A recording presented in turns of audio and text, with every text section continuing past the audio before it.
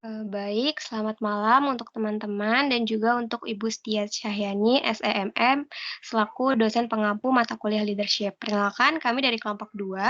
Di sini kami akan mempresentasikan mengenai chapter 2 dan juga chapter 3. Nah, untuk chapter 2 sendiri ini berjudul Traits, Behavior, and Relationship. Nah, sebelum kita masuk ke chapternya, alangkah baiknya untuk kami memperkenalkan diri dulu. Next. Nah, di sini anggota kelompok kami yang pertama ada Hengki dengan NIM 2020 50104, lalu ada saya sendiri Junita Angelina dengan NIM 2021 60345, lalu ada Ratna Nila dengan NIM 2021 60392 dan Adinda Dwi Permatasari dengan NIM 2021 60383. Next. Nah, untuk materi pertama mengenai chapter 2 akan dibawakan oleh saya. Di sini kita akan membahas terlebih dahulu sifat dasar dari leadership. Nah, pada dasarnya seorang leader ini pastinya mempunyai sifat yang harus mereka tanamkan dalam diri mereka sendiri untuk dapat memimpin para anggotanya. Nah, di sini ada 6 sifat dasar yang sebenarnya harus dimiliki oleh seorang pemimpin. Yang pertama itu adalah kecerdasan, ambisi, kemampuan untuk tetap fokus, empati, keterampilan, dan juga kepercayaan diri. Nah, sifat-sifat ini nantinya akan dibagi uh, ke beberapa subbab atau ke beberapa kategori. Next.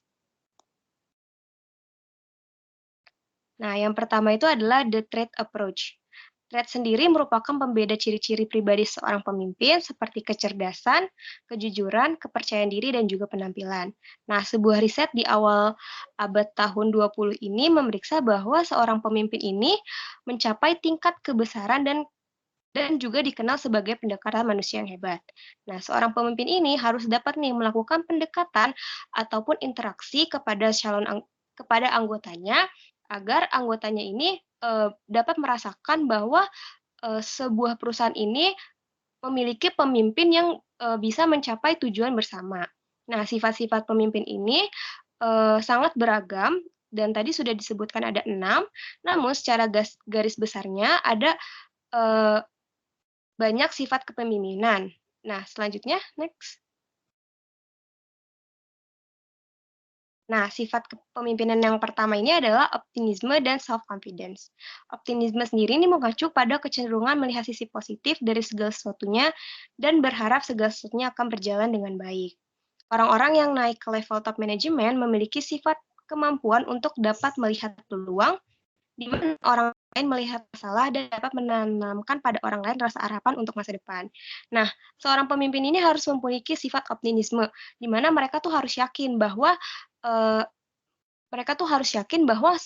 yang mereka lakukan itu akan berdampak baik atau berdampak yang positif. Kalau mereka nggak optimis dan mereka cenderung pesimis, maka itu akan mempengaruhi kinerja karyawannya itu sendiri. Makanya sifat optimisme ini harus ditanamkan oleh diri seorang leadership, agar para anggotanya pun juga dapat yakin kepada diri mereka sendiri. Lalu ada yang namanya self-confidence. Nah, self-confidence ini merupakan kepercayaan diri. Kepercayaan diri di sini tuh bukan berarti mereka tuh terlalu percaya diri atau terkesan sombong atau arogan, tapi kepercayaan diri sini tuh merupakan sikap kepastian dalam diri, keputusan, pembuatan ide, dan juga kemampuan. Nah, seorang pemimpin ini harus percaya diri nih sama apa yang mereka lakuin. Kalau misalkan mereka nggak percaya sama keputusan mereka dan mereka terkesan kayak meng-underestimate diri mereka sendiri, maka para anggotanya ini juga nggak akan percaya sama dia. Jadi sebelum dia menjadi seorang pemimpin, alangkah baiknya dia bisa menanamkan sifat percaya diri pada dirinya. Next. Nah, selanjutnya ada honesty and integrity.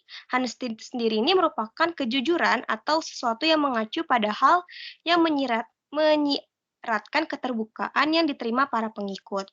Nah, jadi seorang pemimpin ini harus menanamkan sifat jujur agar segala sesuatunya tuh lebih terbuka. Kalau misalkan pemimpinnya itu nggak jujur, maka tuh anggotanya tuh nggak akan percaya sama dia. Kayak misalkan pemimpinnya tuh korupsi atau pemimpinnya tuh bohong atas segala sesuatunya, makanya tuh anggotanya tuh akan terkesan merendahkan dia karena sifat bohongnya dia itu. Makanya seorang pemimpin pemimpin tuh harus mempunyai sifat honesty.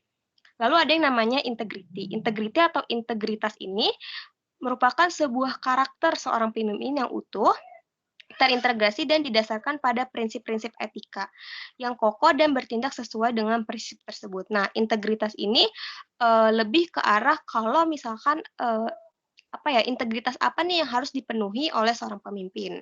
Nah, kejujuran sama integritas ini merupakan sumber kepercayaan dasar antara pemimpin dan juga pengikutnya. Pengikutnya itu merupakan para anggotanya yang ia pimpin. Pemimpin itu harus sukses dan juga terbukti konsisten melakukan apa yang tepat dan apa yang salah. Kalau misalkan mereka sadar itu merupakan hal kesalahan, maka mereka harus memberitahu atau membuktikan bahwa hal itu tuh tidak benar untuk dilakukan. Makanya pemimpin itu harus konsisten dalam melakukan tugasnya. Next. Nah, selanjutnya itu adalah humanity. Humanity ini merupakan kerendahan hati, berarti bersikap bersahaja dan rendah hati, bukan sombong dan sombong. Kerendahan hati pemimpin mencakup 5 karakteristik penting. Nah, di sini ada 5 karakteristik, yaitu adalah kesadaran diri, yang jelas dan akurat, orientasi untuk melayani orang lain, penghargaan terhadap orang lain, dan pengakuan atas kontribusi orang lain. Nah, humanity atau rasa kemanusiaan, di mana seorang pemimpin itu harus mau mengakui kalau misalkan anggotanya ataupun pengikutnya itu memiliki prestasi. Jadi kayak mereka tuh harus sadar diri, jangan karena misalkan ada suatu ide yang dicurahkan sama anggotanya, tapi pemimpin itu mengklaim bahwa itu merupakan idenya sendiri. Nah, itu tuh nggak boleh dipunyai oleh sifat leadership. Makanya mereka tuh harus memiliki rasa kemanusiaan. Next. Lalu ada good and bad trait as perceived by followers. Nah, kesesuaian suatu sifat atau serangkaian sifat seringkali bergantung pada kepemimpinan. Situasi, namun beberapa sifat berharga bagi semua pemimpin. Selain karakteristik seperti kerendahan hati, optimisme, kejujuran, dan juga keterampilan intrapersonal. Nah, jadi good and bad traits ini adalah lebih kesesuaian suatu sifat yang dimiliki oleh seorang pemimpin. Next. Nah, selanjutnya itu adalah know your strength, di mana know your strength ini adalah pemimpin ini harus dapat memahami kemampuan dan kekuatan yang dia punya. Banyak pemimpin yang gagal untuk mengenali kemampuan dan kekuatan yang mereka punya, sehingga mereka tuh menjadi seorang pemimpin yang gagal. Oleh karena itu, seorang pemimpin tuh harus dapat mengenali kemampuan dan kekuatan yang dia miliki. Nah, jadi kita sebagai seorang leadership ini, kita sebagai seorang leader, kita harus tahu nih kekurangan kita tuh di mana, kelebihan kita tuh di mana. Biar kalau misalkan kita merasa kekurangan kita itu bisa ditutupi oleh para anggota kita bisa meminta bantuan mereka. Jangan sampai kita menutup-nutupi kekurangan kita dan seolah-olah kita sanggup untuk menyelesaikan hal tersebut. Makanya kita harus tahu limit atau hal yang kita bisa capai dengan kekuatan yang kita punya. Next. Nah, what a strange. Nah, kekuatan ini didapatkan dari bakat yang dialami yang telah didukung dan diperkuat dengan pengetahuan dan juga pengalaman. Bakat juga dapat diperoleh secara alami dan rasa ingin tahu sehingga mengembangkan dan meningkatkan bakat. Jadi, kekuatan ini tuh nggak kayak nggak nggak melulu dari bawaan gitu. Jadi kekuatan itu kita bisa dari pengetahuan kita atau juga pengalaman. Next. Nah, selanjutnya itu adalah behavior approach. Nah, behavior approach ini merupakan siapapun yang memiliki perilaku sesuai dapat menjadi pemimpin yang baik. Berbagai penelitian tentang perilaku kepemimpinan berusaha mengungkapkan perilaku yang melibatkan pemimpin dari sifat-sifat yang dimiliki seorang pemimpin.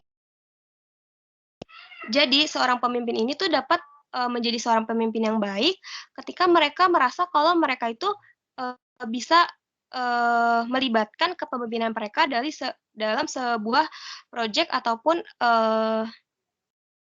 sebuah proyek ataupun sebuah proyek yang mereka pimpin. Next. Nah, di sini adalah autocratic versus democratic behavior.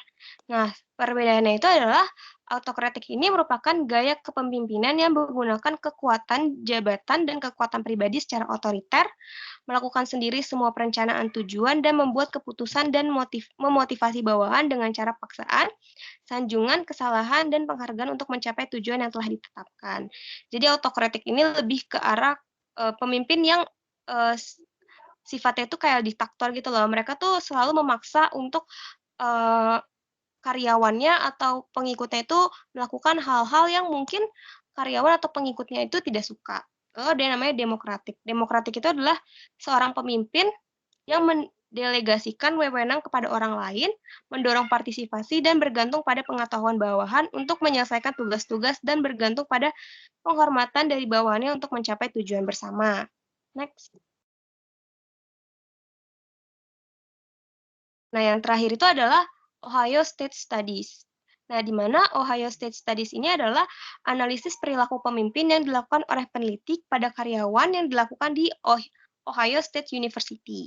Nah, penelitian ini tuh menghasilkan dua kategori kepemimpinan, di mana ada consideration dan juga initiating structure. Di mana kalau consideration ini menggambarkan sejauh mana seorang pemimpin itu peduli, menghormati ide dan juga menghargai perasaan karyawannya. Nah, kalau initiating structure ini menggambarkan sejauh mana seorang pemimpin ini berorientasi kepada tugas, pekerjaan, dan juga mengarahkan aktivitas kerja bawahan untuk mencapai tujuan perusahaan. Sekian dari saya, selanjutnya akan dilanjutkan oleh rekan saya.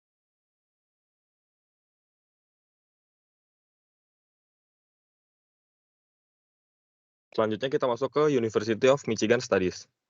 Studi di University of Michigan mengambil pendekatan berbeda dengan membandingkan secara langsung perilaku supervisor yang efektif dan tidak efektif. Para peneliti di Michigan menetapkan dua jenis perilaku kepemimpinan yang masing-masing jenis terdiri dari dua dimensi. Yang pertama, pemimpin yang berpusat pada karyawan. Yang pemimpin yang berpusat pada karyawan itu menunjukkan fokus pada kebutuhan karyawannya. Artinya, selain untuk menunjukkan dukungan terhadap bawahannya, udah pasti pemimpin yang berpusat pada karyawan harus memfasilitasi interaksi positif di antara para pengikutnya dan berusaha meminimalkan konflik. Yang kedua ada pemimpin yang berpusat pada pekerjaan. Di sini pemimpin mengarahkan aktivitas ke penjadwalan, penyelesaian tugas, dan pencapaian efisiensi pekerjaan. Sasaran penekanan dan fasilitas kerja merupakan dimensi dari perilaku kepemimpinan ini. Dengan berfokus pada pencapaian tujuan tugas dan memfasilitasi struktur tugas dan berpusat pada pekerjaan. Next. Selanjutnya ada leadership for grid. Di sini Black dan Mountain dari University of Texas mengenalkan teori kepemimpinan dua dimensi yang disebut leadership of grid, yang dibangun berdasarkan hasil studi Ohio State dan University of Michigan. Di sini para peneliti menilai para pemimpin dengan skala 1 sampai 9 berdasarkan dua kriteria. Yang pertama ada kepedulian terhadap anggota dan kepedulian terhadap hasil. Next. Di sini ada contoh the leadership of grid yang dimana terdapat 5 gaya kepemimpinan yang didasari dari dua dimensi yang diambil dari Ohio State Study dan Study of Michigan, yang dimana ada kepedulian terhadap manusia dan kepedulian terhadap hasil. Next. Selanjutnya kita masuk ke individualist leadership. Di sini kepemimpinan individual melihat hal yang spesifik hubungan antara seorang pemimpin dan masing-masing pengikutnya. Kepemimpinan individual didasarkan pada gagasan bahwa seorang pemimpin itu harus mengembangkan hubungan yang unik dengan setiap anggota kelompok, yang menentukan bagaimana pemimpin berperilaku terhadap anggotanya dan bagaimana anggota menilai pemimpinnya. Dalam pandangan ini, kepemimpinan ini adalah serangkaian pasangan atau interaksi antara dua individu. Pandangan ini berfokus pada konsep pertukaran, yaitu apa yang diberikan dan diterima oleh masing-masing pihak. Sekarang kita masuk ke 3 tahap perkembangan kepemimpinan individual. Yang pertama ada vertical lead linkage, yang kedua ada leader member exchange, yang ketiga ada partnership building. Next. Yang pertama kita masuk ke vertical lead linkage. Di sini maksudnya itu adalah hubungan antara dua interaksi. Di sini, The Vertical Debt Linkage ini, model menyatakan pentingnya hubungan antara 2 individu yang dibentuk oleh seorang pemimpin dengan masing-masing anggota kelompoknya. Perbedaan perilaku pemimpin terhadap anggota dalam kelompok dan di luar kelompok. Di sini dibagi menjadi ada anggota yang di dalam kelompok dan anggota yang di luar kelompok. Dalam terminologi model VDL ini, orang dalam kelompok itu dianggap berpartisipasi di suatu hubungan dengan pemimpinnya, sedangkan anggota di luar kelompok ini nggak dapat kepercayaan dan pertimbangan ekstra untuk berpartisipasi dalam sebuah hubungan karena tidak termasuk ke dalam kelompok di pemimpinnya tersebut. Next. Selanjutnya masuk ke leader member exchange. Pemimpin biasanya cenderung untuk menjalin hubungan pertukaran dalam kelompok, dengan individu yang memiliki karakteristik serupa dengan pemimpinnya. Contohnya itu kesamaan latar belakang, minat, dan, dengan mereka yang menunjukkan tingkat kompetensi dan minat yang tinggi terhadap pekerjaan. Teori LMX ini, mengusulkan bahwa hubungan berkualitas tinggi ini harus menghasilkan kinerja yang lebih tinggi dan kepuasan kerja yang lebih besar bagi anggota dalam kelompok. Dan penelitian secara umum, mendukung gagasan ini karena hubungan LMX yang berkualitas tinggi terbukti mengarah pada hasil yang sangat positif bagi pemimpin, pengikut, unit kerja, dan organisasi. Next. Yang terakhir ada partnership building. Pemimpin, dalam partnership building ini memandang setiap orang secara mandiri dan memperlakukan setiap orang dengan cara yang berbeda, namun positif. Artinya tuh pemimpin, harus berusaha untuk membina hubungan yang positif dengan setiap bawahannya.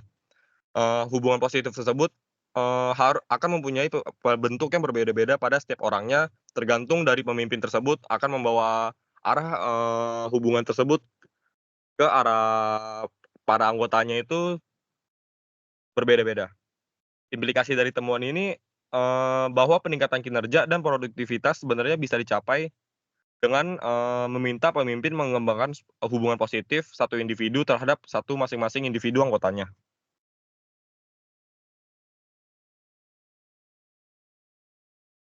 Selanjutnya kita masuk ke leadership traits during a crisis. Di sini ada 5, yang pertama ada komunikasi, yang kedua ada proyeksi ketenangan, yang ketiga ada menunjukkan kepedulian dan perhatian, yang keempat ada mengurangi rasa ketidakpastian, yang kelima membangun kepercayaan. Di sini yang pertama komunikasi. Sudah pasti seorang pemimpin harus, harus memiliki komunikasi yang baik terhadap anggota bawahannya itu tersebut untuk menyelesaikan masalah-masalah yang ada dan menghindari konflik-konflik yang ada terhadap para anggotanya. Yang kedua ada proyeksi ketenangan. Di sini syarat nomor satu bagi pemimpin di saat krisis yaitu harus tetap tenang. Krisis itu bisa meningkatkan stres pada setiap orang, dan batin dan mental seorang pemimpin itu harus kuat dalam menjalani segala krisis untuk tidak membuat kepanikan terhadap para anggota bawahannya. Yang ketiga ada menunjukkan kepedulian dan perhatian. Di sini seorang pemimpin harus menunjukkan kepada karyawan, yang terkena dampak krisis itu perlu mengetahui bahwa pemimpin tersebut peduli dan khawatir tentang apa yang dialami oleh para anggota bawahannya, sehingga para bawahannya itu memiliki respek terhadap pemimpin tersebut. Yang keempat ada mengurangi rasa ketidakpastian. Di sini pemimpin harus jelas dalam mengkomunikasikan kemungkinan dampak krisis. Di sini pemimpin harus memiliki, jiwa yang bisa membuat para anggotanya ini merasa nyaman dan tidak merasakan ada hal-hal yang membuat, rasa ketidakpastian dari bawahannya ini ke pemimpinnya tersebut. Jadi pemimpin harus memiliki sifat dan sikap yang lebih tenang dari bawahannya yang sedang mengalami dampak krisis. Yang kelima ada membangun kepercayaan. Di sini pemimpin memiliki tugas menumbuhkan kepercayaan dan rasa kebersamaan itu, hal penting dalam kepemimpinan tersebut. Karena membangun kepercayaan tersebut, para anggota bawahannya ini tidak akan merasakan dampak-dampak stres atau apapun itu dalam krisis, karena pemimpin tersebut membangun sebuah rasa kepercayaan tersebut untuk memimpin para anggota bawahannya yang sedang mengalami krisis. Next.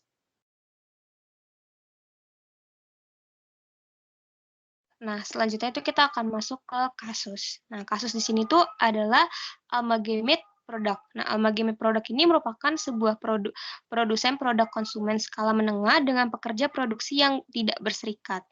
Nah, Ben Jagger ini merupakan seorang manajer pabrik untuk produk amalgamasi selama 10 tahun dan dia ini sangat disukai oleh para karyawan di sana. Nah, si Ben ini ber mereka ini sangat berterima kasih kepada Ben karena Ben ini mendirikan pusat kebugaran yang dibangunnya untuk karyawan.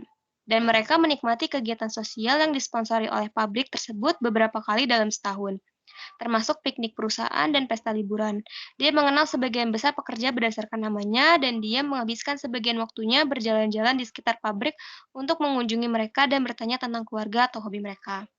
Dan percaya bahwa penting untuk memperlakukan karyawan dengan baik agar mereka memiliki rasa loyalitas terhadap perusahaan dan dia berusaha untuk menghindari PHK ketika permintaan produksi sedang lesu, dengan pertimbangan bahwa perusahaan tidak mampu kehilangan pekerja terampil yang sangat sulit digantikan.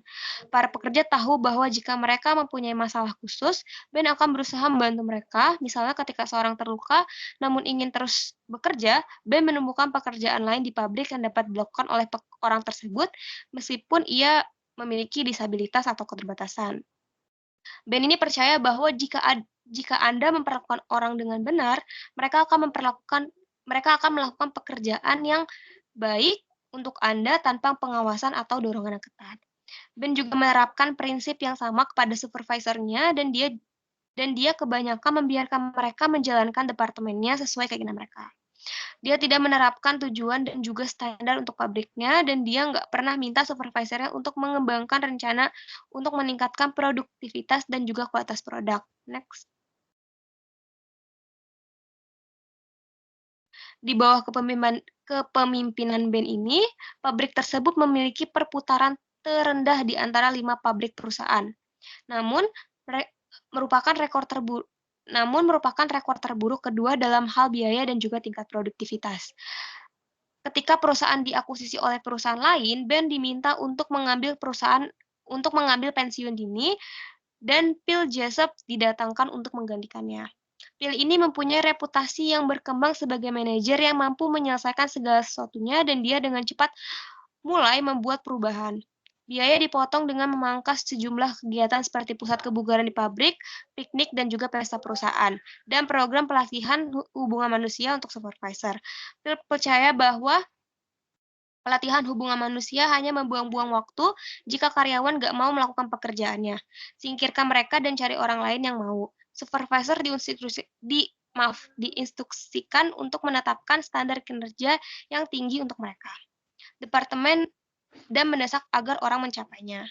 Sebuah sistem pemantauan komputer diperkenalkan sehingga output dari setiap pekerja dapat diperiksa secara ketat terhadap standar. Phil meminta atasannya untuk memberikan satu peringatan kepada pekerja yang kinerjanya di bawah standar, dan jika kinerjanya tidak membaik dalam waktu 2 minggu, ia akan memecat orang tersebut.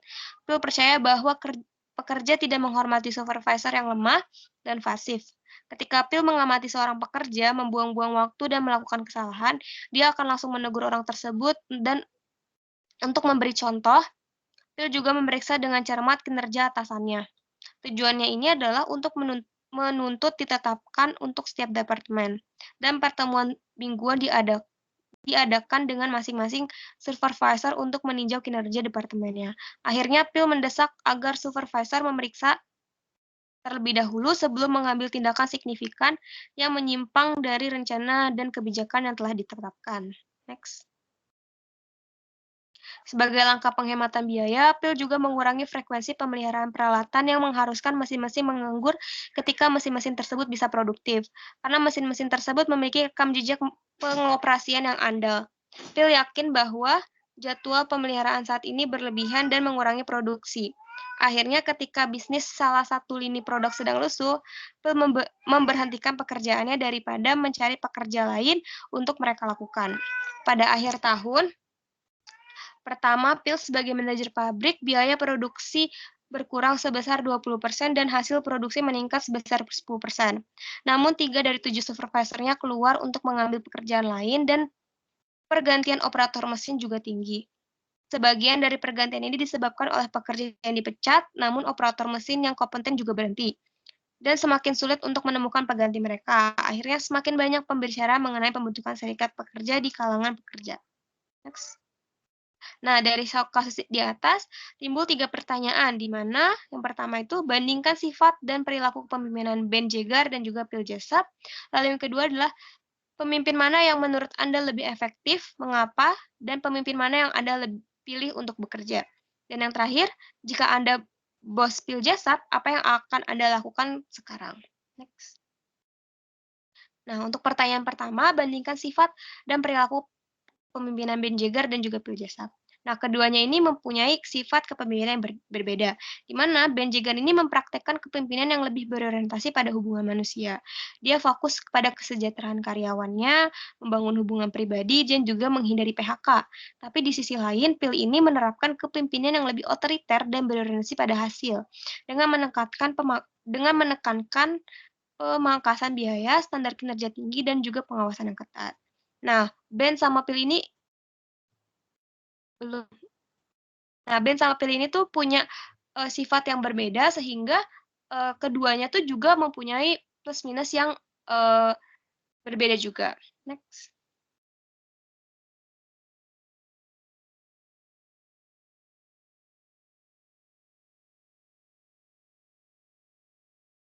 Oke, yang kedua ini, pemimpin mana yang menurut Anda lebih efektif, mengapa, dan pemimpin mana yang Anda pilih untuk bekerja? Nah, efektivitas kepemimpinan ini tergantung sama konteks dan prioritasnya. Kalau prioritasnya adalah budaya organisasi yang inklusif dan kepuasan karyawan, Ben mungkin dianggap lebih efektif. Namun jika fokus pada hasil finansial dan efisiensi operasional, Phil mungkin akan dianggap lebih efektif. Nah, selanjutnya akan dijelaskan oleh rekan saya.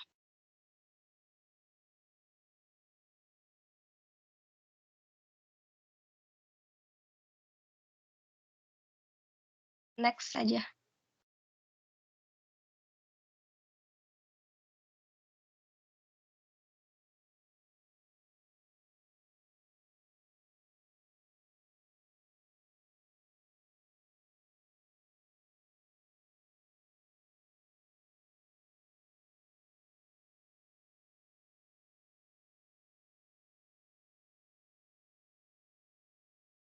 Oke, selanjutnya akan masuk ke kasus selanjutnya. Di sini ada pertanyaan kasus, jika Anda bos Phil Jessup, apa yang akan Anda lakukan sekarang? Di sini sebagai bos Phil Jessup ini penting untuk mengevaluasi dampak perubahan yang diterapkannya. Meskipun ada peningkatan hasil produksi dan pengurangan biaya, masih perlu untuk dipertimbangkan juga tingkat pergantian tinggi dan potensi pembentukan serikat pekerjanya. Mungkin perlu dilakukan penyesuaian strategi kepemimpinan yang seperti memperhatikan kebutuhan karyawan dan membangun hubungan yang lebih positif tanpa mengorbankan efisiensi.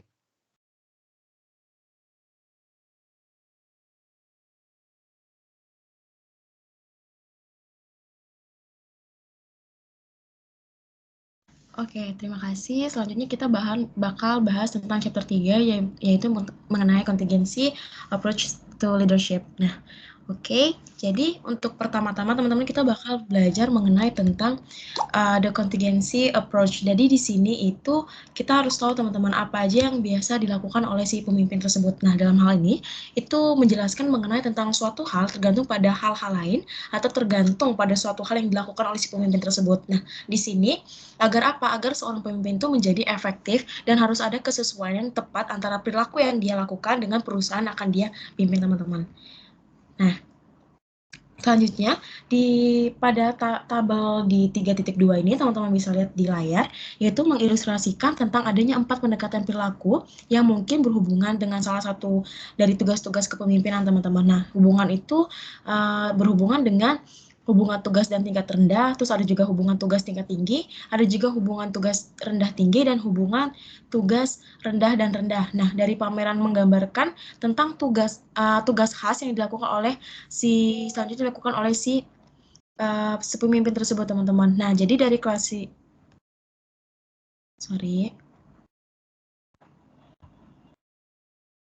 boleh back? Oke, jadi dari gambar tersebut dijelaskan bahwa ketika pemimpin itu melakukan suatu hal, nah perilakunya itu saling berhubungan dengan tingkat tingkat tinggi yang termasuk dengan memberikan dukungan atau pengakuan yang bisa mengembangkan tentang keterampilan, kepercayaan si pengikutnya atau si karyawannya, dan juga bisa untuk kayak berkonsultasi dan memperdayakan untuk bisa pengikutnya itu atau si karyawannya itu membuat keputusan memecahkan masalah di sebuah perusahaan tersebut, teman-teman. Mulai dari dia ketika melakukan kesalahan, berorientasi pada tugas dan berorientasi pada hubungan, dan tetapi si karyawannya ini sebagian besar tuh memiliki keahlian untuk bisa menjalankan bahwa keseimbangan perhatian terhadap tugas dan kepedulian terhadap orang lain itu sangat penting untuk bisa keberhasilan kepemimpinan untuk jangka panjangnya, kayak gitu. Boleh next? Nah, di sini kita akan bahas tentang Harsey and Blanchard situational theory. Jadi di sini itu adalah situasional, pendekatan yang berfokus pada karakteristik bagi si pengikut sebagai elemen penting dari situasi dan sebagai konsekuensinya untuk bisa menentukan perilaku pemimpin yang efektif. Nah, dari gambar ini teman-teman kita tahu nih kalau misalnya pemimpin melakukan suatu hal, pasti dia tuh memiliki karakteristik pada dirinya sendiri. Nah, karakteristik inilah yang akan menentukan bagaimana perusahaan itu akan dijalankan dengan teori-teori yang dilakukan oleh si pemimpin tersebut, teman-teman. Boleh next? Nah, di sini ada bagian-bagiannya. Pertama ada leader style sama follower readiness. Nah, dari sini teman-teman bisa dibaca di layar, itu pada leader style itu bagian atas pemeran menunjukkan gaya pemimpin yang didasarkan pada kombinasi kepedulian terhadap orang-orang dan kepedulian terhadap tugas-tugas produksi. Jadi, dalam kurva yang tadi di sebelah, itu kurva tersebut berbentuk lonceng, disebut sebagai kurva perspektif karena menunjukkan kapan setiap gaya itu harus digunain kayak gitu. Nah, keempat gaya tersebut adalah untuk bisa menceritakan, terus bisa juga untuk menjual atau berpartisipasi dan mendelegasikan dari si gaya kepemimpinan tersebut. Nah, terus kalau untuk follower readiness itu inti dari teori situational Harsey and Blanchard ini, teman-teman, karena pemimpin itu memiliki diagnosa untuk kesiapan pengikut dan memilih gaya yang sesuai untuk tingkat kesiapannya. Jadi kalau misalnya dia melakukan sebuah bonding atau melakukan sebuah kegiatan di sebuah perusahaan, sebaiknya si karyawannya tersebut atau si pemimpin itu mengingatkan tentang pengikut, tentang pengalaman, kepercayaan diri, dan sikap kerja yang harus disiapkan untuk perusahaan tersebut gitu. Boleh next? Oke, selanjutnya kita masuk ke Fielder's Contingency Model. Nah, jadi di sini itu mengenai model contingency Fielder dirancang untuk bisa memungkinkan para pemimpin untuk mendiagnosis gaya kepemimpinan dari suatu organisasi. Nah, di sini untuk ada dua juga, teman-teman, ada leader style sama follower readiness. Nah, untuk si leader style-nya ini landasannya itu sejauh mana gaya pemimpin itu bisa untuk kayak berorientasi pada hubungan atau berorientasi pada tugasnya. Jadi kayak seorang pemimpin itu bisa berorientasi dengan dia dengan pegawainya atau ketika dia melakukan meeting dengan kliennya seperti itu. Terus untuk follower readiness-nya itu model Fiedler ini menyajikan situasi kepemimpinan dalam 3 elemen kunci nih. Yang pertama ada leader-member relations, itu untuk mengacu pada suasana kelompok. Terus ada text structure, itu mengacu pada sejauh mana tugas yang dilakukan oleh kelompok itu untuk bisa didefinisikan, untuk bisa melibatkan prosedur khusus dan memiliki tujuan yang jelas dan eksplisit. Nah, untuk yang ketiganya, itu dia position power, itu sejauh mana si pemimpin itu memiliki otoritas formal atas bawahannya, kayak gitu. Boleh next? Nah, kita masuk ke kontingensi teori. Jadi dari kontingensi teori ini, dia itu menjelaskan tentang pemimpin yang berorientasi pada tugas itu lebih efektif nih dari ketika situasinya sangat menguntungkan dan sangat tidak menguntungkan. Jadi pemimpin ini bisa berorientasi pada situasi tertentu dan hal itu bisa diukur apakah hal itu menguntungkan atau tidak itu sebagai perusahaan. Terus pemimpin yang berorientasi pada hubungan itu lebih efektif dalam situasi yang disukai oleh si moderat atau si orang-orang di sekitar lingkungan kayak gitu. Nah, di sini kita ada ngebahas yang di tabel itu dia menunjukkan pemimpin yang berorientasi pada tugas itu lebih efektif ketika situasinya itu sangat menguntungkan kan. Nah, ketika hubungan tersebut dilakukan itu biasanya ada ikatan sendiri pada antar gaya kepemimpinan, terus ada juga kesukaan situasional dan juga kinerja kelompok bagi perusahaan tersebut gitu. Oke, selanjutnya akan dilanjutkan oleh rekan saya. Terima kasih.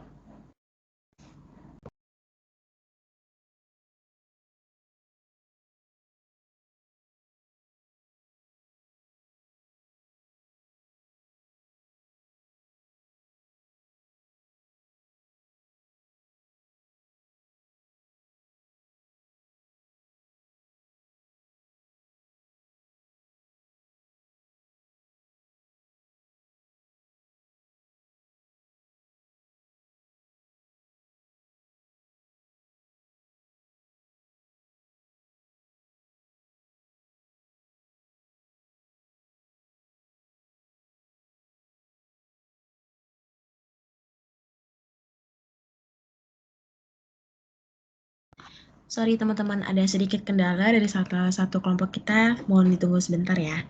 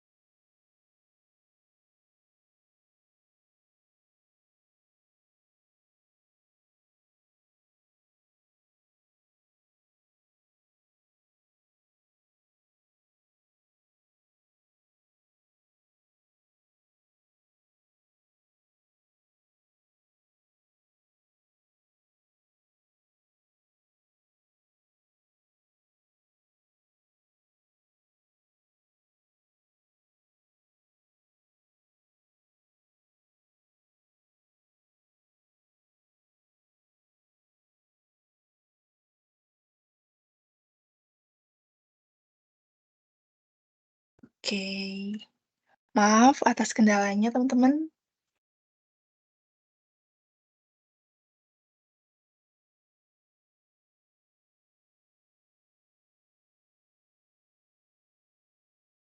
Nah, jadi selanjutnya ada path goal theory atau teori jalur tujuan. Nah, di mana di path goal theory sendiri ini adalah tanggung jawab dari si pemimpin ini adalah meningkatkan motivasi pengikut untuk mencapai tujuan pribadi dan organisasi. Jadi ada 3 macam dari path goal theory. Yang pertama itu ada leader behavior, terus ada situational contingencies, dan yang ketiga ada use of rewards.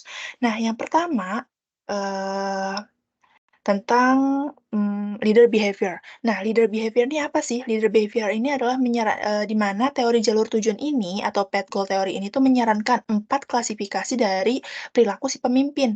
Nah, klasifikasi ini adalah jenis perilaku yang dapat diadopsi oleh pemimpin dan mencakup gaya yang mana ada suportif, direktif, terus ada berorientasi pada prestasi dan partisipatif. Oke, pertama yang aku bahas tentang kepemimpinan suportif.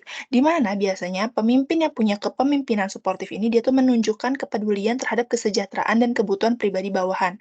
Yang mana perilaku kepemimpinan ini tuh bersifat terbuka, ramah, terus abis itu mudah didekati, terus serta kepemimpinannya menciptakan iklim tim dan memperlakukan bawahannya secara setara. Nah, terus ada yang kedua, kepemimpinan direktif. Nah, pemimpin yang punya kepemimpinan direktif ini biasanya memberitahu bahwa bawahannya apa sih yang seharusnya mereka lakukan gitu. Nah, terus perilaku pemimpin yang direktif ini tuh juga dia tuh mencakup perencanaan, membuat jadwal, menetapkan tujuan kinerja dan standar perilaku, yang mana dia tuh menekankan kepatuhan terhadap aturan dan peraturan. Nah, di perilaku direktif ini sendiri, dia tuh mirip dengan struktur inisiasi atau gaya kepemimpinan yang berorientasi tugas yang dijelaskan sebelumnya. Terus yang ketiga ada kepemimpinan partisipatif, di mana kalau misalnya pemimpin dengan gaya kepemimpinan ini dia tuh berkonsultasi dengan bawahan tentang keputusan, di mana perilaku pemimpin ini tuh meliputi meminta pendapat dan saran, mendorong partisipasi dalam pengambilan keputusan, dan bertemu dengan bawahan di tempat kerjanya. Biasanya pemimpin partisipatif ini tuh mendorong diskusi kelompok dan memberikan saran, di mana kayak kayak serupa dengan gaya pembinaan atau dukungan dalam model Hersey dan Blanchard sebelumnya yang udah dijelasin sama Dinda. Terus yang terakhir ada kepemimpinan yang berorientasi pada prestasi yang menetapkan tujuan yang jelas dan menantang bagi bawahan. Biasanya nih, kepemimpinan yang punya perilaku kayak gini, dia tuh menekankan kinerja berkualitas tinggi dan peningkatan kinerja yang saat ini. Jadi pemimpin yang punya perilaku kepemimpinan yang kayak gini tuh, dia tuh berorientasi pada prestasi, juga menunjukkan kepercayaan pada bawahannya kalau misalnya dia tuh bisa loh membantu bawahannya tuh belajar gimana sih cara mencapai tujuan yang tinggi. Terus yang kedua ada situational contingencies, di mana ada 2 kemungkinan situasional yang penting dalam path goal theory ini. Yang pertama, ada karakteristik pribadi anggota kelompok, terus yang kedua lingkungan kerja. Yang pertama ini adalah karakteristik pribadi, di mana pengikut ini mirip dengan tingkat kesiapan Hersey dan Blanchard sebelumnya dan mencakup faktor-faktor, yang mana ada faktor kemampuan, keterampilan, terus ada kebutuhan, dan yang terakhir ada motivasi. Nah, terus kalau misalnya kontingensi lingkungan kerja mencakup tingkat struktur, tugas, sifat sistem otoritas formal, dan kelompok kerja itu sendiri, di mana struktur tugasnya nanti tuh bakalan serupa dengan konsep yang sama yang dijelaskan dalam teori kontingensi Fiedler. Nah, yang mana dia tuh mencakup sejauh mana sih tugas didefinisikan dan memiliki deskripsi pekerjaan dan prosedur kerja yang eksplisit. Yang ketiga, use of rewards, di mana biasanya tanggung jawab pemimpin ini adalah untuk memperjelas gimana sih jalan menuju penghargaan bagi pengikutnya atau bawahannya, untuk meningkatkan jumlah atau jenis penghargaan, di mana itu tuh untuk meningkatkan kepuasan dan kinerja pekerjaan. Jadi, untuk beberapa situasi atau kondisi, pemimpin ini bekerja dengan bawahan untuk membantu mereka memperoleh keterampilan dan kepercayaan diri yang dibutuhkan untuk melaksanakan tugas dan mencapai imbalan yang sudah tersedia. Nah, di sisi lain juga pemimpin yang use of rewards ini, dia tuh dapat mengembangkan penghargaan baru untuk memenuhi kebutuhan spesifik bawahan. Jadi, bawahan ini merasa termotivasi gitu loh dengan sikap dari kepemimpinan ini. Selanjutnya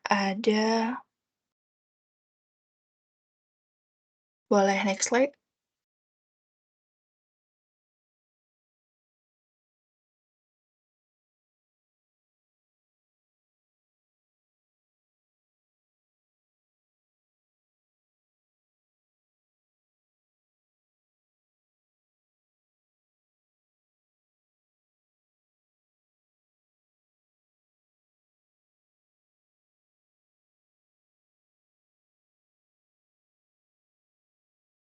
Oke, selanjutnya ada the Fromm-Jagow Contingency Model, di mana kalau misalnya di model kontingensi Fromm-Jagow ini, dia tuh memiliki beberapa prinsip dasar yang sama dengan model si Path Goal teori sebelumnya yang udah aku jelasin, di mana model kontingensi Fromm-Jagow ini tuh dia tuh berbagi beberapa prinsip dasar dengan model yang sebelumnya. Nah, tapi dia tuh berbeda dengan cara yang signifikan. Jadi, kalau di model ini tuh dia tuh berfokus secara khusus pada tingkat yang berbeda, bervariasi dari kepemimpinan partisipatif, dan bagaimana sih setiap tingkat partisipasi ini tuh dapat mempengaruhi kualitas dan akuntabilitas keputusan. Nah, jadi itu ada beberapa faktor situasional di mana yang memungkinkan bahwa pendekatan partisipatif atau autokratis ini akan menghasilkan hasil terbaik. Nah, jadi model from Jago ini tuh juga sangat diterapkan yang berarti model ini tuh bisa memberitahu si pemimpin kalau misalnya jumlah partisipasi dari bawahannya ini yang tepat untuk digunakan dalam pengambilan keputusan tertentu. Jadi ada 3 komponen utama, ya, jadi yang pertama itu ada leader participation styles, terus yang kedua ada diagnostic questions, yang ketiga ada selecting a decision style. Jadi yang pertama aku jelasin dulu leader participation styles. Jadi di model The Fromm-Jagow Contingency Model ini, dia tuh menggunakan 5 tingkat partisipasi pengikut dalam pengambilan keputusan, di mana ada mulai dari yang sangat autokratis atau, autokratis tuh kayak pemimpin memutuskan sendiri, hingga yang sangat demokratis, di mana pemimpin ini mendelegasikan kepada kelompok. Terus yang kedua ada diagnostic questions atau gimana sih, pemimpin ini memutuskan gaya keputusan mana yang bakalan digunain. Nah, di tingkat partisipasi pengambilan keputusan yang tepat bergantung pada berbagai faktor situasional. Jadi kayak tingkat kualitas keputusan yang diperlukan, tingkat keahlian pemimpin atau pengikut atau bawahan ya, dan pentingnya memiliki pengikut atau bawahan yang berkomitmen terhadap keputusan. Nah, jadi para pemimpin itu dapat menganalisis tingkat partisipasi yang tepat dengan menjawab 7 pertanyaan diagnostik. Apa aja pertanyaannya? Oke, pertanyaan yang pertama, signifikansi tentang keputusan. Yang kedua, seberapa pentingnya komitmen. Terus yang ketiga, keahlian dari pemimpin. Keempat, kemungkinan dari komitmen itu. Yang kelima, ada dukungan kelompok untuk tujuan. Kemudian yang keenam, ada keahlian dari tujuan. Dan yang terakhir itu ada kompetensi tim. Terus yang ketiga ada selecting a decision style. Jadi, pengembangan lebih lanjut nih dari The Fromm-Jagow Contingency Model ini, dia tuh menambahkan kayak perhatian terhadap keterbatasan waktu dan perhatian terhadap pengembangan pengikut sebagai kriteria eksplisit untuk menentukan tingkat partisipasi. Yang mana artinya, jadi kayak seorang pemimpin itu tuh harus mempertimbangkan seberapa pentingnya sih waktu dibandingkan pengembangan dari, bawahannya dalam memilih gaya pengambilan keputusan. Nah, di mana hal ini tuh akan mengarah pada pengembangan 2 matriks keputusan, yang mana ada model berbasis waktu yang digunakan jika waktu sangat penting. Jadi kayak misalnya organisasinya itu sedang menghadapi krisis dan keputusan harus segera diambil, atau model berbasis pengembangan yang digunakan jika waktu dan efisiensi merupakan kriteria yang kurang penting dibandingkan peluang, untuk mengembangkan keterampilan berpikir dan pengambilan keputusan para pengikut. Boleh next slide?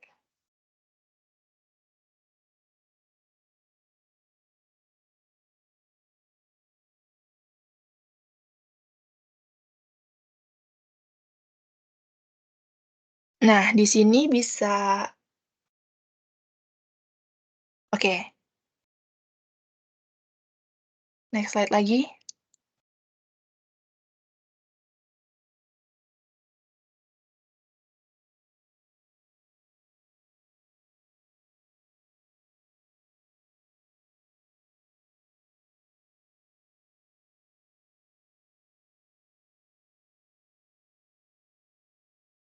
Next slide lagi.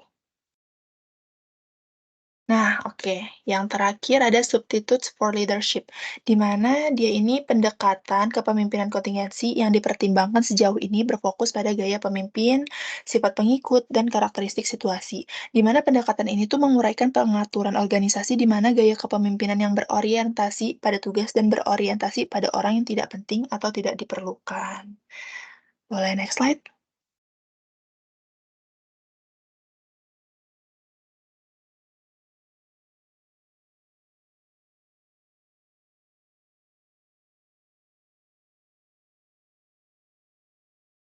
Nah, jadi di sini buat chapter 3 ada kasus di mana dia tuh Office Bliss Corp. Nah, jadi kantor atau kantor Bliss Corp, di mana Raphael Johnson ini adalah manajer departemen sebelumnya, maaf. Oke. Jadi si Raphael Johnson ini tuh adalah manajer departemen dari produksi di Office Bliss Corp. Nah, dia ini Office Bliss Corp ini adalah sebuah perusahaan yang memproduksi peralatan kantor. Jadi setelah membaca artikel yang menekankan manfaat manajemen partisipatif, si Raphael ini tuh yakin bahwa manfaat tersebut dapat terwujud di departemennya jika para pekerjanya diperbolehkan berpartisipasi dalam pengambilan keputusan yang akan berdampak pada mereka. Jadi para pekerja ini tuh tidak berserikat, di mana Raphael Johnson ini tuh memilih dua keputusan untuk eksperimennya dalam keputusan partisipatif. Jadi yang keputusan pertama itu melibatkan jadwal liburan. Jadi setiap musim panas ini, si para pekerja ini diberikan libur selama 2 minggu, tapi nggak lebih dari 2 pekerja yang boleh berlibur pada waktu yang sama. Pada tahun-tahun sebelumnya, Raphael juga membuat keputusan ini sendiri. Dia pertama-tama akan meminta para pekerja untuk menunjukkan tanggal pilihan mereka, dan dia mempertimbangkan dampak pekerjaan jika ada orang yang berbeda keluar pada waktu yang sama. Nah, penting untuk merencanakan jadwal liburan yang akan memastikan kecukupan staf untuk semua operasi penting yang dilakukan oleh departemen.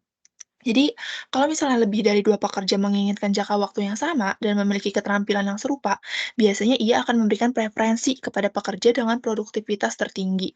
Terus, keputusan kedua ini tuh melibatkan standar produksi. Jadi, kalau misalnya penjualannya terus meningkat selama beberapa tahun terakhir, dan perusahaan baru-baru ini memasang beberapa peralatan baru untuk meningkatkan produktivitas. Nah, nanti peralatan baru ini akan memungkinkan departemen Raphael Johnson ini tuh memproduksi lebih banyak dengan jumlah pekerja yang sama. Terus perusahaan juga memiliki sistem insentif gaji, di mana pekerja menerima upah persatuan untuk setiap unit yang diproduksi di atas jumlah standar. Nah, standar terpisah ini ada untuk setiap jenis produk, berdasarkan studi teknik industri yang dilakukan beberapa tahun sebelumnya. Nah, manajemen Puncak ini tuh menyesuaikan kembali standar produksi untuk mencerminkan fakta bahwa peralatan baru ini tuh memungkinkan bahwa pekerja memperoleh penghasilan lebih banyak tanpa harus bekerja lebih keras. Penghematan dari produktivitas yang lebih tinggi diperlukan untuk membantu membiayai peralatan peralatan baru. Rafael ini tuh mengadakan pertemuan dengan 15 pekerjanya 1 jam sebelum hari kerja berakhir. Jadi si Rafael ini tuh dia menjelaskan kalau misalnya dia tuh pengen mendiskusikan dengan pekerjanya, dengan bawahannya kedua isu tersebut dan membuat rekomendasi. Nah, si Rafael ini tuh juga berpikir gimana sih bahwa para pekerjanya itu mungkin akan terhambat untuk berpartisipasi dalam diskusi jika dia hadir. Jadi dia tuh membiarkan mereka mendiskusikan permasalahan tersebut gitu loh tanpa ada kehadiran si Rafael ini. Terus selain itu juga, Rafael ini ada janji bertemu dengan manajer kendali mutu. Masalah kualitas meningkat setelah peralatan baru dipasang, dan para insinyur industri mempelajari masalah tersebut dalam upaya untuk menentukan mengapa sih kualitas menjadi lebih buruk daripada lebih baik. Nah, ketika si Rafael kembali ke departemennya tepat pada waktu berhenti, dia nih kaget mengetahui kalau misalnya para pekerjanya ini menyarankan untuk menjaga standar yang sama. Dia berasumsi mereka tahu bahwa insentif gaji tidak lagi adil dan akan menetapkan standar yang lebih tinggi. Juru bicara kelompok tersebut menjelaskan bahwa gaji pokok mereka, boleh next slide? Nah, juru pokok mereka tuh nggak mampu mengimbangi inflasi dan pembayaran insentif yang lebih tinggi, mengembalikan pendapatan real mereka ke tingkat sebelumnya. Jadi mengenai masalah liburan yang tadi katanya liburan 2 minggu tapi nggak boleh dengan pekerja yang sama, kelompok tersebut tuh menemui jalan buntu. Jadi beberapa karyawan ini tuh ingin mengambil liburan mereka dalam jangka waktu 2 minggu yang sama dan tidak dapat menyepakati nih siapa yang harus pergi. Ada yang berargumentasi bahwa mereka harus mendapat prioritas karena mereka mempunyai senioritas yang lebih tinggi. Nah, sedangkan yang lain itu, harus, merasa mereka tuh berprioritas juga karena didasarkan pada produktivitas. Jadi kan bingung nih, ada yang lebih senior, ada yang lebih rajin kerjanya gitu. Nah, karena sudah waktunya berhenti, kelompok tersebut tuh menyimpulkan bahwa Rafael harus menyelesaikan sendiri perselisihan tersebut. Lagi pula, bukankah untuk itu dia dibayar? Nah, jadi pertanyaannya ada tiga. Yang pertama, analisis situasi ini dengan menggunakan model Hersey-Blanchard dan model Frunzego. Apa yang disarankan oleh model-model ini sebagai gaya kepemimpinan atau pengambilan keputusan yang tepat? Jelasin. Terus yang kedua, evaluasi gaya kepemimpinan Raphael Johnson sebelum dan selama eksperimennya manajemen partisipatif.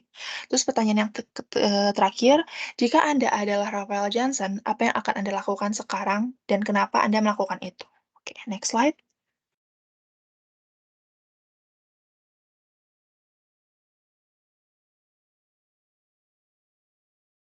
Boleh di next slide.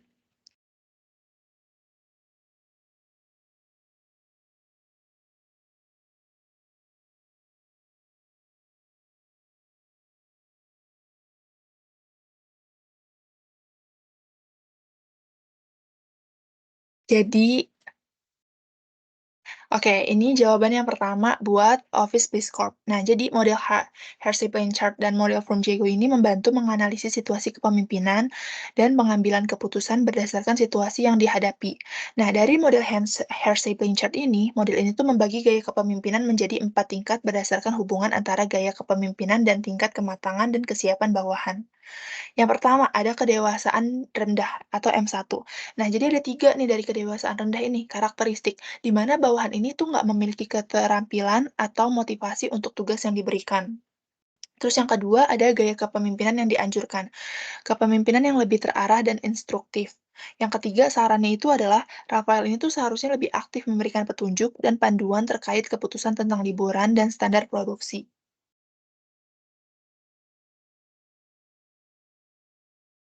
Terus yang kedua ada kedewasaan sedang rendah atau M2. Jadi di karakteristiknya sendiri, bawahan ini masih memerlukan bimbingan, tetapi juga perlu dukungan dan dorongan atau motivasi.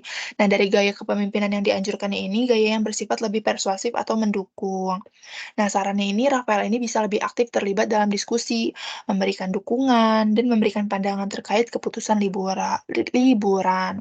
Nah, yang ketiga ini kedewasaan sedang tinggi atau M3, di mana karakteristiknya ini bawahan memiliki keterampilan dan motivasi tetapi memerlukan dorongan dan pengakuan.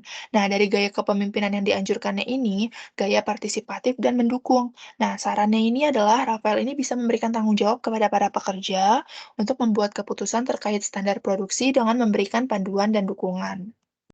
Nah, ini untuk jawaban nomor 2. Masih dengan soal yang sama, jadi sebelum eksperimen manajemen partisipatif, nah autokratis, di mana si Rafael ini tuh cenderung mengambil keputusan sendiri, terutama terkait dengan jadwal liburan yang udah dibikin. Nah, terus yang kedua ini preferensi diberikan kepada pekerja dengan produktivitas tertinggi, menunjukkan pendekatan otoriter dalam pengambilan keputusan. Terus yang kedua, fokus pada produktivitas, di mana kebijakan jadwal liburan didasarkan pada kinerja dan produktivitas, dengan memberikan preferensi kepada pekerja yang dianggap lebih produktif. Terus yang ketiga ini tidak melibatkan pekerja, di mana sih para pekerja ini tuh tidak dilibatkan secara aktif dalam proses pengambilan keputusan, terutama terkait dengan standar produksi dan perubahan dalam sistem insentif. Nah, terus habis itu di sini ada selama eksperimen manajemen partisipatif.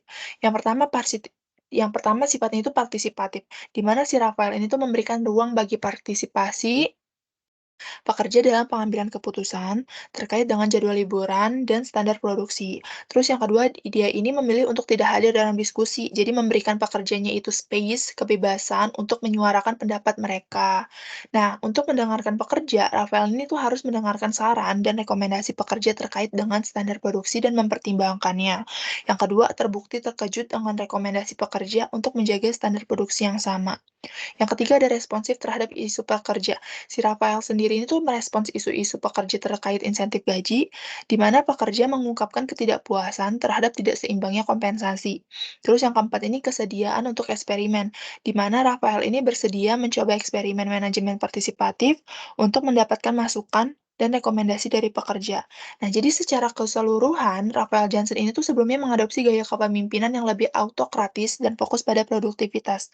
Tapi, selama eksperimen manajemen partisipatif, Denny menunjukkan kemauan untuk membuka ruang bagi partisipasi pekerja, mendengarkan masukan dan saran mereka, terus ada merespon isu-isu yang dihadapi oleh pekerja. Yang mana ini tuh menciptakan perubahan positif dalam gaya kepemimpinan dari si Rafael Jansen ini, menuju lebih partisipatif dan responsif terhadap kebutuhan dan pandangan ke pekerja. Hal inilah yang dapat meningkatkan iklim kerja dan hubungan antara manajemen dan pekerja di departemennya. Nah, untuk jawaban nomor 3 akan dijelaskan oleh rekan saya. Oke, thank you Ratna. Oke, kita bahas ke nomor 3-nya. Sebagai Rafael Johnson, ada beberapa langkah yang bisa diambil untuk bisa menanggapi situasi ini dengan bijaksana. Nah, ada beberapa cara, yaitu pertama dengan mendengarkan dan memahami perspektif dari pekerja, yaitu dengan bagaimana, yaitu dengan dengarkan dengan seksama tentang argumen dan pandangan yang disampaikan oleh si kelompok pekerja tersebut. Lalu yang kedua, pahami tentang kekhawatiran yang mereka miliki terkait dengan standar produksi dan gaji mereka juga, terus terutama pada terkait tentang inflasi dan keadilan bagi kompensasi si karyawan tersebut. Terus yang kedua, evaluasi kembali standar produksinya, meliputi apa aja, yaitu tentang evaluasi kembali standar produksi dengan mempertimbangkan efisiensi baru dari peralatan yang diperbarui oleh perusahaan. Terus yang kedua itu pastikan bahwa standar baru itu bisa untuk mencerminkan tingkat produktivitas yang realistis dan adil bagi si pekerjanya. Lalu yang ketiga didiskusikan terbuka dengan para pekerja, yaitu dengan adakan pertemuan terbuka dan transparan untuk bisa membahas hasil eksperimen manajemen partisipatif. Dan lalu yang terakhir itu sampaikan bahwa pendapat dan masukan mereka itu sangat dihargai, seperti itu.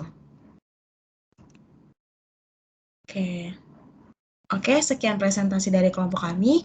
Mohon maaf jika terdapat kesalahan dalam tutur kata kami dan ada sedikit gangguan tadi.